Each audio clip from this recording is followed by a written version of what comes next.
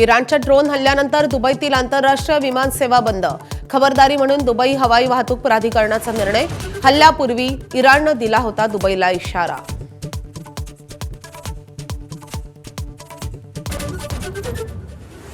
जागतिक तेल पुरवठा विस्कळीत झाल्यानं डोनाल्ड ट्रम्प चिंतित. हॉर्मुझच्या सामुद्रधुनीत मिळून पेट्रोलिंग करू, ट्रम्प यांचं तेल ग्राहक देशांना आवाहन.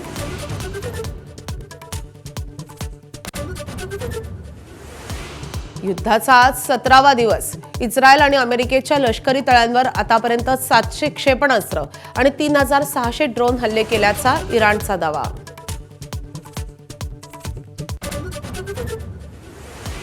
एलपीजी गॅस घेऊन निघालेली दोन्ही जहाजं भारताच्या दिशेनं. शिवालिक जहाज गुजरातला आज पोहोचणार.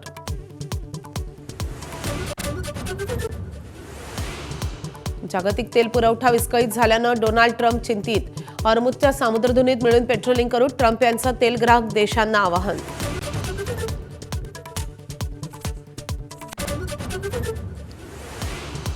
दहावी बारावीच्या परीक्षेत कॉपी प्रकरणी 103 शिक्षक निलंबित.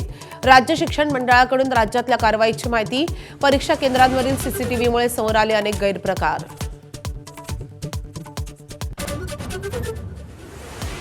महाराष्ट्र साहित्य परिषदेच्या निवडणुकीत योगेश सोमण यांच्या साहित्य संवर्धन पॅनलचा विजय.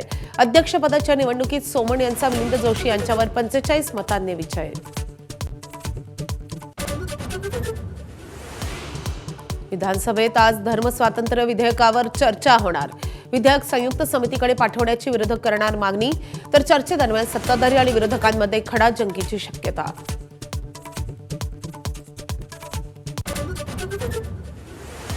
विदर्भ साहित्य संघाच्या निवडणुकीत सामाजिक कार्यकर्ते गिरीश गांधी अध्यक्षपदाच्या निवडणुकीत विजयी.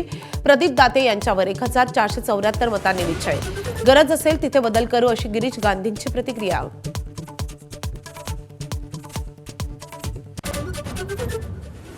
नागपुरात तक्रार देण्यासाठी गेलेल्या तरुणालाच पोलिसांकडून मारहाण.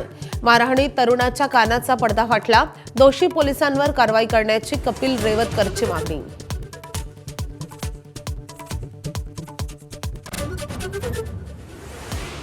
छत्रपती संभाजीनगरमध्ये सेवानिवृत्त प्राध्यापकाची 3 तरुणांकडून हत्या. टीव्ही शो सुरू करण्यासाठी 50 लाख उकळले आणि पैसे मागता संपून टाकले.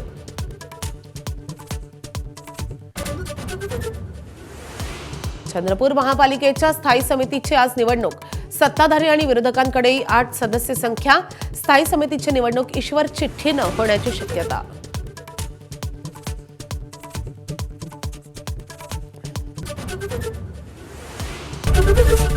एबीपी माझा, उघडा डोळे बघा नीट.